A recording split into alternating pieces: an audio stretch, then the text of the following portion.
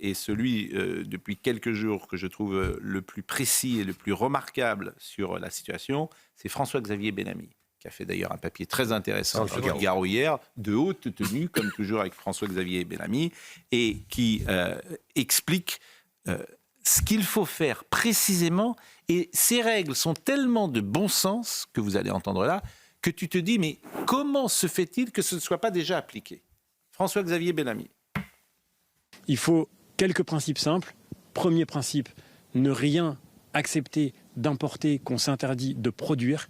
On n'a pas le droit de fixer des règles à nos agriculteurs et ensuite de faire venir sur nos marchés ce qu'ils ne peuvent plus faire eux-mêmes.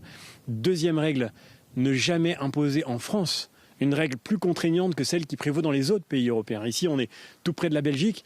Et pourtant, ce n'est pas les mêmes règles, alors que c'est le même marché. Ça ne peut pas continuer comme ça. Il faut que quand une règle européenne est votée, on n'en fasse pas plus à Paris et que le gouvernement s'oblige à ne pas surtransposer les règles européennes. Et quand on aura fait ça, on aura peut-être donné un peu de lisibilité, un peu de visibilité aux agriculteurs. C'est-à-dire qu'on ne le fait pas. Vous vous rendez compte la folie quand je parle souvent des petits hommes. C'est l'idéologie européenne. Hein.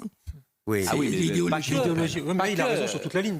Mais il a évidemment, mais c'est pas être de droite ou être de gauche.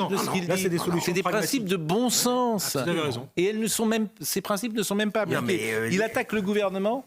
Deuxième passage. Ce qu'il nous faut, c'est pas des annonces. Ce qu'il faut, c'est une prise de conscience. Ce que le gouvernement devrait faire, c'est d'abord commencer par regarder en face son propre bilan. Parce que c'est son bilan, la crise agricole aujourd'hui. On est aujourd'hui face aux macronistes qui se sont alliés avec les Verts, alliés avec la gauche, pour créer toujours plus de contraintes et toujours plus de normes. On ne sauvera pas l'environnement contre les agriculteurs. Ils sont ceux qui connaissent le mieux la nature et c'est avec eux qu'on arrivera à reconstruire. Et c'est la raison pour laquelle ce que le gouvernement a besoin de faire, c'est d'abord un acte de lucidité sur ce qu'il a fait jusqu'ici.